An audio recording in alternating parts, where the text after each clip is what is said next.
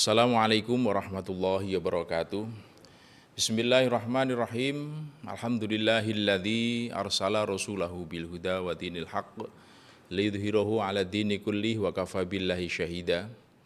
Asyhadu an la ilaha illallah wahdahu la syarikalah wa asyhadu anna Muhammadan 'abduhu wa rasuluhu la nabiyya ba'dah. Allahumma shalli wa sallim ala sayyidina Muhammadin sahibis syafa'ah wa ala alihi wa ashabihi wa man tabi'ahum bi ihsanin ila yaumil qiyamah amma ba'du. Qala rabbi israh li sadri wa yassir li amri wa hlul 'uqdatam min lisani yafqahu qawli.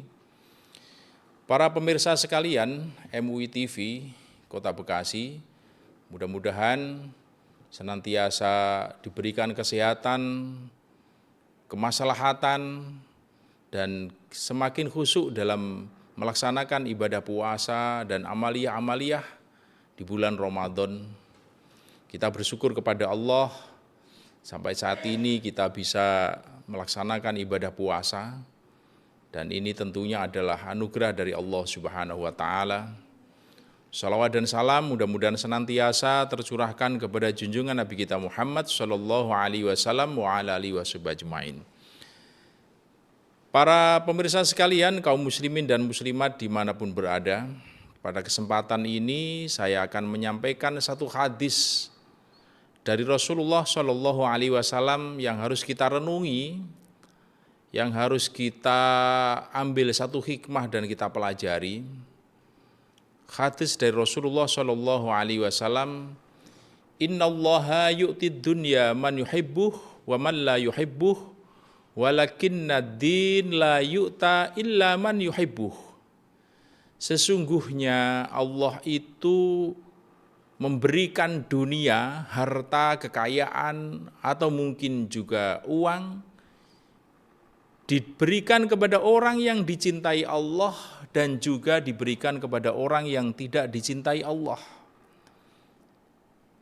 Jadi di dunia ini Allah itu memberikan dunia, memberikan harta kepada orang yang taat kepada Allah dan juga kepada orang yang tidak taat kepada Allah Subhanahu wa Ta'ala. Harta itu, kekayaan itu juga diberikan kepada orang yang senantiasa melaksanakan perintah Allah ataupun durhaka kepada Allah Subhanahu wa Ta'ala. Maka bisa diambil satu kesimpulan bahwa kekayaan, kemiskinan itu bukan ukuran orang itu baik atau tidak baik. Bukan ukuran orang itu dicintai Allah ataupun tidak dicintai Allah. Makanya jangan sampai kita ini menghormati orang lain itu karena hartanya. Karena dhahaba sulusa dinahu, maka akan hilang sepertiga agamanya. Para pemirsa sekalian, Allah itu menurunkan nabi begitu banyak. Dalam sebuah keterangan itu ada 124.000 nabi, namun yang wajib kita ketahui ada 25 yang kita ketahui itu bermacam-macam. Ada nabi yang sangat kaya seperti Nabi Sulaiman, kerajaannya luas, hartanya melimpah, punya kekayaan yang luar biasa. Nabi Sulaiman seorang nabi dicintai Allah. Tetapi ada nabi yang sangat miskin, Nabi Isa alaihissalam, rumah tidak punya, istri tidak punya, makannya daun-daunan, tapi walaupun miskin, dia sangat dicintai Allah. Dia tetap seorang nabi dicintai Allah. Bahkan Nabi Isa alaihissalam itu termasuk 5 nabi ulul azmi, seorang nabi yang mempunyai ketabahan dan kesabaran yang sangat tinggi.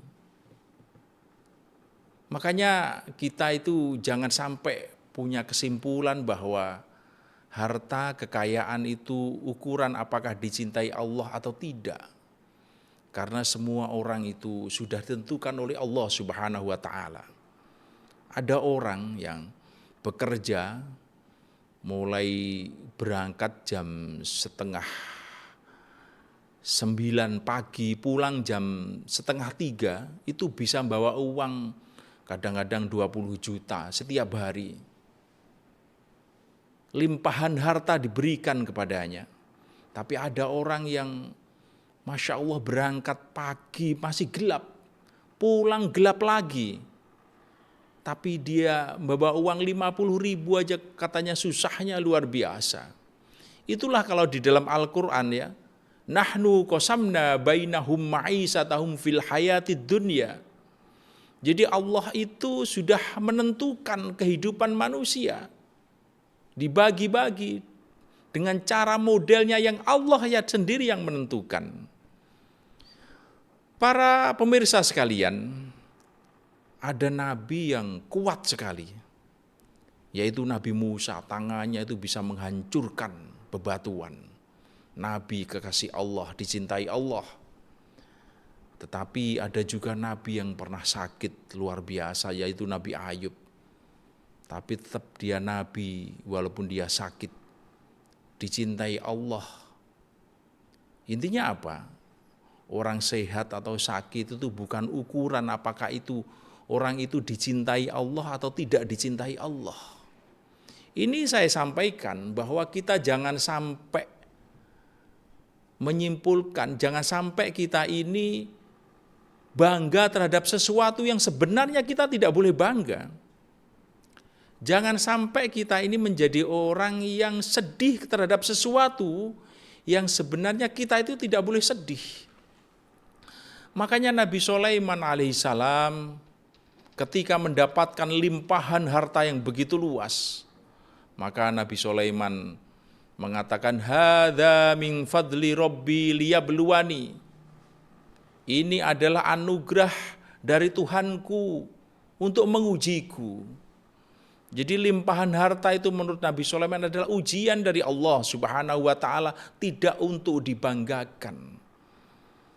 Bahkan banyak sekali manusia itu ketika mendapatkan ujian kesengsaraan, kesusahan, dia tetap memegang iman dan takwa kepada Allah, mau ibadah. Tetapi ketika mendapatkan ujian, kekayaan yang luar biasa, pada akhirnya justru malah lupa kepada Allah Subhanahu wa taala. Ini para pemirsa sekalian, saya lanjutkan hadis selanjutnya tadi, walakinna din la yu'ta illa man yuhibbuh. Tetapi dalam masalah keimanan, dalam masalah husnul khotimah, itu hanya diberikan Allah kepada orang-orang yang dicintai Allah Subhanahu wa taala. Jadi Allah itu memberikan hidayah, memberikan iman itu hanya kepada orang-orang yang dicintai Allah Subhanahu wa taala. Makanya husnul khotimah ini saya contohkan aja. Husnul khotimah itu adalah akhir yang baik di dalam kehidupan kita. Kebalikan dari husnul khotimah itu adalah su'ul khotimah, akhir yang buruk. Ya. Akhir yang buruk. Kita ini inginnya pasti menjadi manusia yang husnul khotimah, memegang iman dan takwa kita kepada Allah Subhanahu wa taala. Pengennya seperti itu. Siapa itu orang yang diberikan tetap iman dan takwa, menjadi manusia yang husnul khotimah? Itu adalah orang-orang yang dicintai Allah. Siapa mereka itu? Wallahu yuhibbul muhsinin. Orang yang dicintai Allah adalah orang yang senantiasa berbuat baik. Husnul khotimah itu akhir yang baik di dalam kehidupannya. Itu kalau saya ibaratkan seperti orang yang difoto dan dengan tukang foto. Tukang foto itu ya apabila senang kepada yang difoto, ya tukang foto itu apabila senang sama yang difoto, maka dia akan mengarahkan bagaimana actionnya, ya, bagaimana actionnya dan sebagainya. Kemudian ketika dicetak foto itu akan menjadi baik, mungkin senyumnya, sikapnya dan lain sebagainya. Begitupun juga kita, ketika kita dicintai Allah Subhanahu wa taala dalam kehidupan kita, maka Allah akan menunjukkan orang-orang yang dicintai untuk senantiasa beribadah, baca Al-Quran, beramal soleh, membuat hal-hal yang bermanfaat kepada orang lain, pada akhirnya meninggal dunia dalam keadaan dicintai Allah Subhanahu wa ta'ala. Tukang foto itu ya, apabila tidak suka kepada yang difoto, tidak cinta kepada yang difoto, maka dibiarkan begitu saja. Maka ketika dicetak mungkin hasilnya tidak baik, mungkin sikapnya masam, actionnya tidak baik.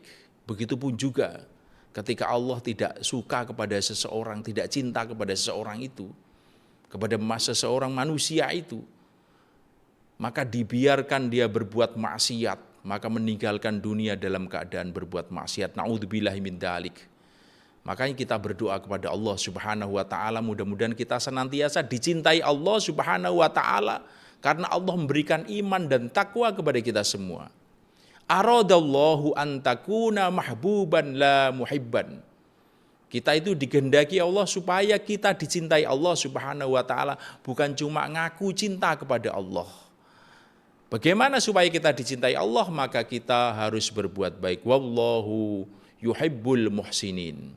Mudah-mudahan kita semua dalam keadaan diberikan keimanan dan ketakwaan kita kepada Allah Subhanahu wa ta'ala. Cukup sekian kajian pada kesempatan ini, mudah-mudahan bermanfaat.